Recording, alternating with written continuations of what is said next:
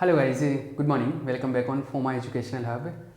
और हम लोग इस लेक्चर के अंदर स्विचिंग प्रोसेस को स्टडी करेंगे। तो स्विचिंग एक तो डायोड से होता है, जैसे लास्ट लेक्चर में मैंने एक्सप्लेन किया था। एक तो स्विचिंग डायोड से होता है, जो कि हमने लास्ट लेक्चर में स्टडी कर लिया। एक होता है ट्रांजिस्टर से। तो ट्रांजिस्टर को भी एज ए स्विच काम में ले सकता हूँ, मतलब ऑन ऑफ करने के लिए भी स्विच में अंदर का जो सर्किट होता है उसमें ट्रांजिस्टर भी काम में ले सकते हैं। अब जब ट्रांजिस्टर काम में लेंगे तो ट्रांजिस्टर कैसे काम करता है उसमें, वो हम लोग इसके अंदर पढ़ेंगे। तो ट्रांजिस्टर एज ए स्विचिंग के लिए ट्रांजिस्टर का प्रयोग ये पढ़ने वाले हैं। तो आवर टॉपिक इज ट्रांजिस्टर या स्विच के रूप में ट्रांजिस्टर, ऐसे लिख लो, स्विच के रूप में transistor. Transistor as a switch, transistor as a switch.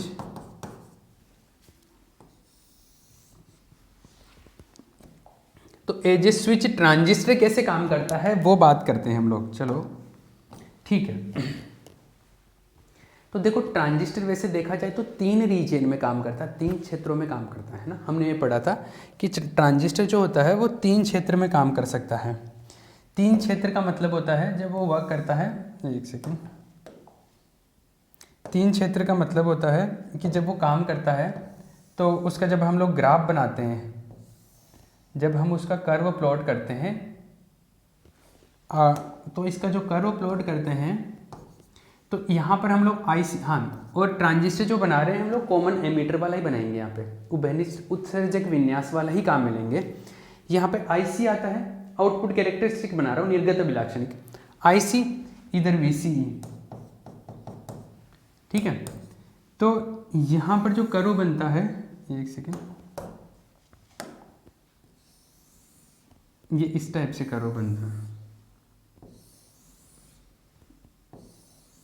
ऐसा होता है कर्व। ये जो है यहाँ पर करंट, इनपुट करंट कांस्टेंट होता है जो, और कॉमन एमीटर वाले केस में इनपुट करंट होता है IB। तो IB यहाँ पे 0 होता है, फिर यहाँ पे IB कुछ इससे ज़्यादा वैल्यू होगा। IB1 कर लो, इसको IB2 कर लो, या IB3 कर लो, जो भी वैल्यू आएगा इंक्रीज होकर मिल जाएगा। ये बीच वाला जो रीजन होता है, बीच वाला जो क्षेत्र होता है, उसको हम लोग एक्टिव रीजन बोलते हैं। एक्टिव रीजन में जब ट्रांजिस्टर काम करता है, मतलब IC और VC के वैल्यू कुछ इस तरीके से हैं कि वो यहाँ पर कहीं मिल रहा है, तो वो सक्रिय क्षेत्र में काम करेगा, एक्टिव रीजन में। और जब एक्टिव रीजन या सक्रिय क्षेत्र में काम करता है तो डायोड एम्पलीफायर में काम में लिया जाता है। लेकिन अगर हम लोग इस क्षेत्र की बात करें, इन दोनों क्षेत्रों की, एक तो IB के नीचे वाला ये कौन सा होता है? अंतक क्षेत्र होता है, इसको कट ऑफ रीजन बोलते हैं, अंतक क्षेत्र, कट ऑफ। और एक ये, इसको बोलते हैं हम लोग सेचुरेशन बोलते हैं, संतृप्त क्षेत्र, सेचुरेशन रीजन, संतृप्त सेचुरेशन रीजन है। तो जब स्विच की तरह काम में लेना हो, मतलब ऑन या ऑफ वाली सिचुएशन में, तो ऑन या ऑफ में ये दोनों क्षेत्र में जब रहता है तो ऑन या ऑफ में काम करता है। जब इसमें रहता है तो ऑफ कंडीशन में होता है, जब इसमें रहता है तो ऑन कंडीशन में होता है। इस सिचुएशन में ऑन कंडीशन में होता है, और इस सिचुएशन में जब रहता है तो ऑफ कंडीशन में, मतलब यहाँ तो चालू रहेगा और यहाँ पे बंद रहेगा, ठीक है। तो वो ऑन कंडीशन में ऐसा होगा, ऑफ कंडीशन में ऐसा सीन रहेगा। क्लियर है? ठीक है ना। चलो ये बात है। अभी मैंने डायग्राम बनाया, लेकिन मैंने कुछ चीज़ें बताई नहीं आपको, है ना। तो इसके अंदर लिखो, इस टॉपिक के अंदर लिखो, एक ट्रांजिस्टर भी स्विच की तरह प्रयुक्त किया जा सकता है। एक ट्रांजिस्टर भी स्विच की तरह प्रयुक्त किया जा सकता है। A transistor also can be used. A transistor also can be used as a switch.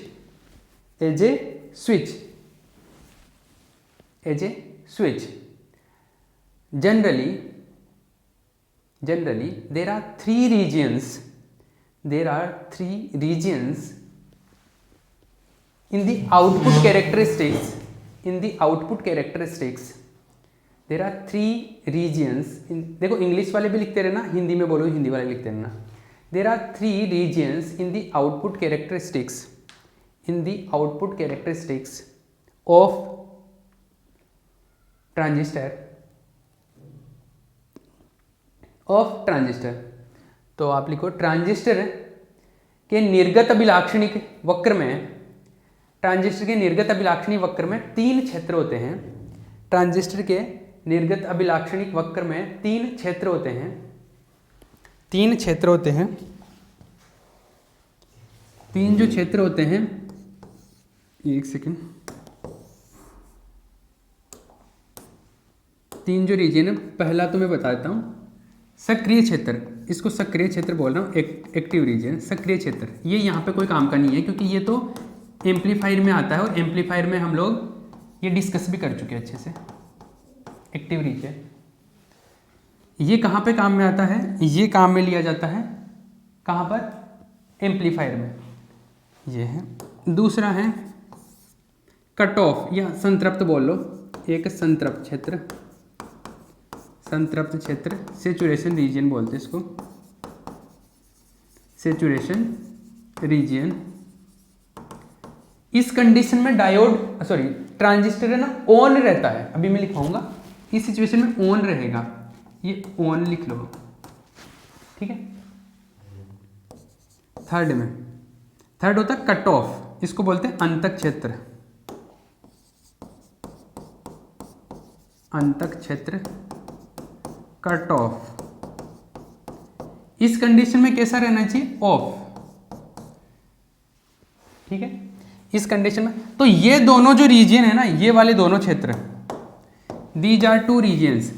जब स्विच की तरह काम में ले रहे हैं ना, तब ये दोनों रीजन काम में आते हैं, संतृप्त क्षेत्र और अंतक क्षेत्र, सेचुरेशन और कट ऑफ। इसका कोई काम नहीं होता, इसमें काम नहीं करवाते हम लोग, ये तो एम्पलीफायर की तरह काम में लेना होता है। लेकिन मैं तीनों क्षेत्र बता रहा हूँ कि 3 क्षेत्र ये होते हैं, वैसे हम लोग ये पढ़ चुके हैं। तो 3 रीजन होते हैं, संतृप्त क्षेत्र, अंतक क्षेत्र। तो आप ये एक काम करो, ये डायग्राम छापना है, ये जो कर्व बनाया है ये छापना है आपको, और ये तीनों जो लिखे हैं ना ये छाप लो। एक तरफ डायग्राम हो जाएगा और इधर साइड में ये कर लेना। क्लियर है? ये छापने के बाद में यहाँ पे पॉज कर लेना और अच्छे से सीधे से इसको छाप लेना। अब मैं इसको एक एक चीज बता रहा हूँ, ठीक है। अब मैं संतृप्त क्षेत्र की बात करता हूँ। संतृप्त क्षेत्र, संतृप्त क्षेत्र, सेचुरेशन रीजन।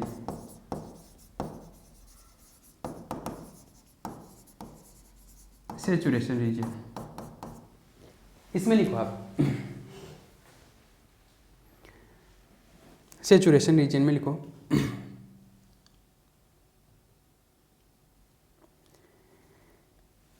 जब ट्रांजिस्टर संतृप्त क्षेत्र में कार्य करता है, जब ट्रांजिस्टर संतृप्त क्षेत्र में कार्य करता है तो जब ट्रांजिस्टर संतृप्त क्षेत्र में कार्य करता है तो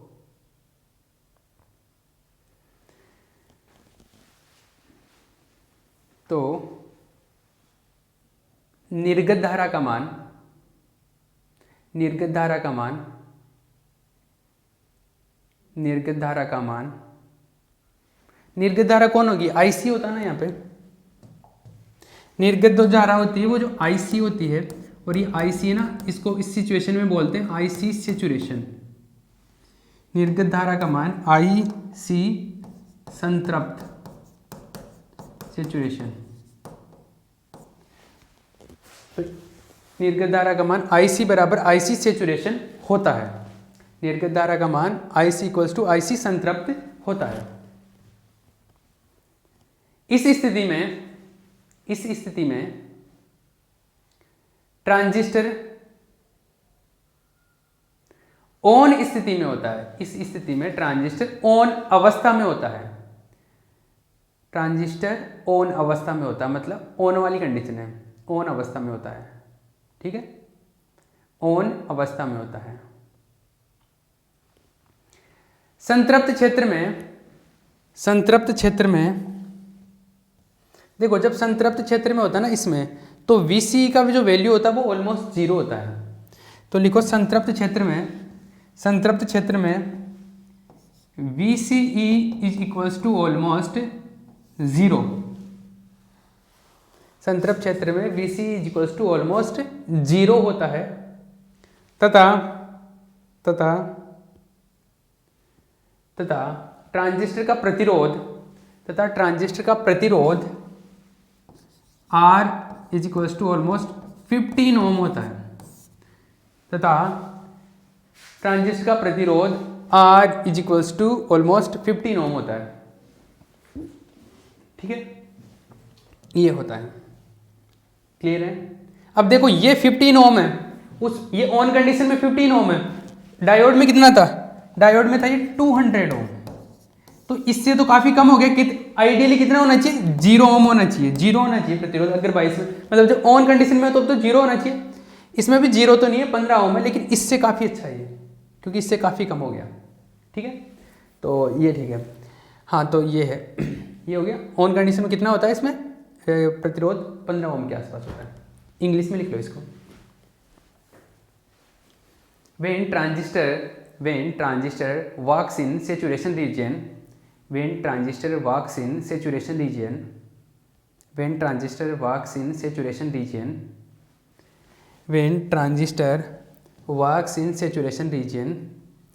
the output current will be IC is equals to IC saturation। Hindi वाले हिंदी के वर्ड्स लिख लिया करो, इंग्लिश वाले इंग्लिश के लिख लिया करो। The output current will be IC equals to IC saturation। The output current will be IC equal to IC saturation। The output current will be IC equal to IC saturation। ठीक है, ये चीज है। दूसरा आगे बात करते हैं इसमें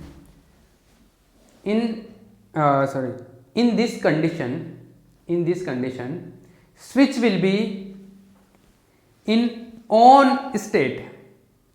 in this condition the switch will be in on state मतलब करंट फ्लो हो रहा है तो ऑन ही होगा ना, ऑन स्टेट में होगा।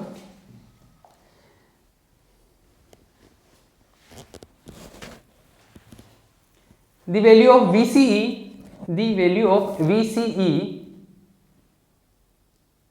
will be almost 0। The value of VCE will be almost 0 and resistance of transistor is almost 15 ohm।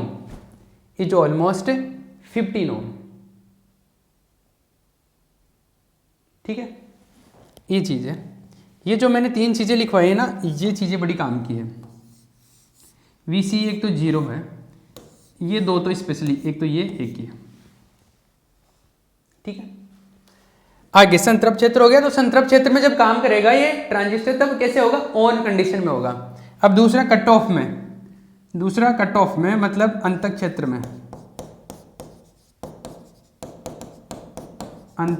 में कट ऑफ।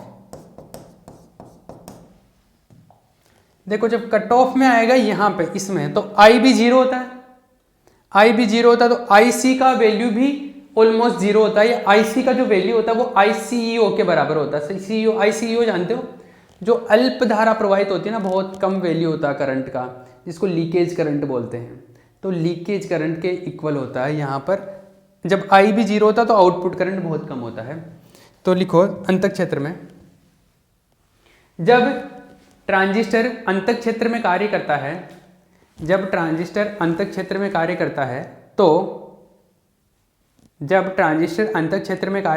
तो स्विच ऑफ स्थिति में होता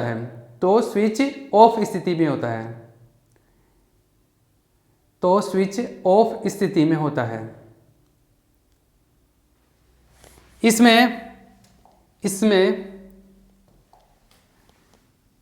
इसमें क्या आगे ऐसे लिख लेना नीचे, IC इज इक्वल टू जो होता है वो ICEO के इक्वल होता है। लीकेज जो करंट होता है क्षरण धारा, क्योंकि आई बी जीरो होता है, अरे आई बी इसमें जीरो होता है। कट ऑफ में क्या होगा, कट ऑफ में ये है, कट ऑफ में इसमें आई बी का वैल्यू जीरो ही होता है, तो आई बी क्या हो गया, जीरो होता है। आई सी क्या होता है, आई सी ओ के इक्वल होता है, और वो भी ऑलमोस्ट क्या होता है, जीरो ही होता है। तो हम आई सी को जीरो ही कंसिडर करेंगे, आई सी को क्या मानेंगे, इसमें जीरो ही मानेंगे। जब क्वेश्चंस करेंगे, जब आगे डिटेल में बात करेंगे, तब आई सी को जीरो ही मानेंगे। आई सी ओ बहुत कम होता है, माइक्रो में होता है, तो जीरो ही मान लेंगे, ठीक है। तो ये दोनों चीज़ें होती है कि आई बी जीरो होता है, आई सी होता है ये जीरो होता है।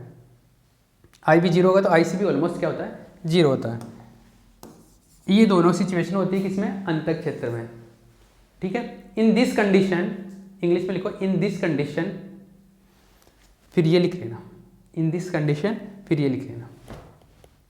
और इस सिचुएशन में देखो आर, एक रेसिस्टेंस और लिख लेना। रेसिस्टेंस जो होता है ये ऑफ कंडीशन में, इस सिचुएशन में ऑफ में मतलब क्योंकि आउटपुट का करंट ही क्या है, ऑलमोस्ट जीरो है, आउटपुट का करंट ही जीरो है, तो बंद स्थिति होगी ना, ऑफ है स्विच।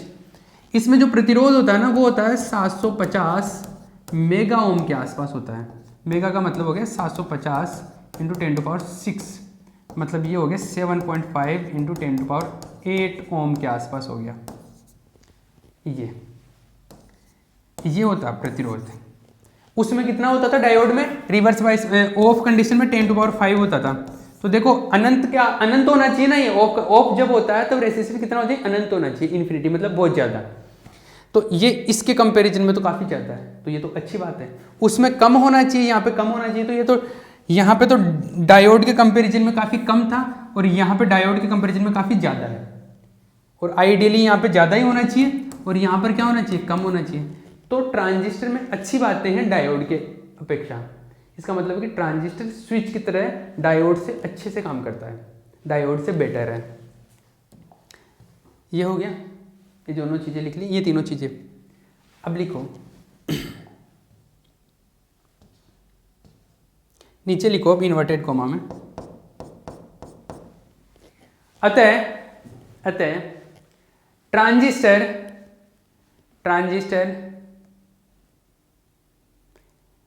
किसी इलेक्ट्रॉनिक परिपथ में ट्रांजिस्टर किसी इलेक्ट्रॉनिक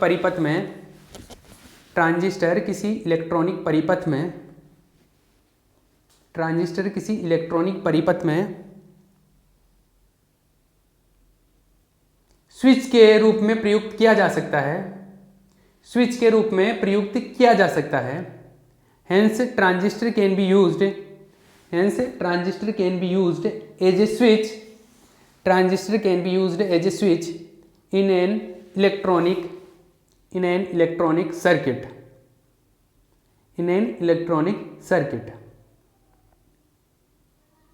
यह एक आदर्श स्विच तो नहीं होता है, परंतु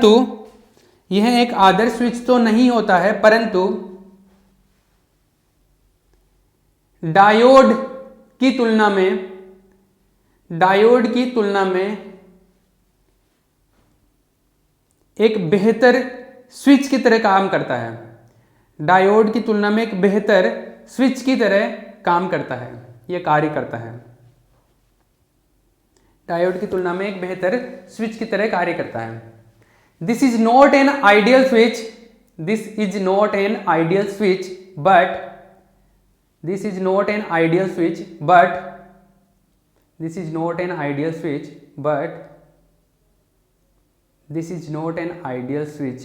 but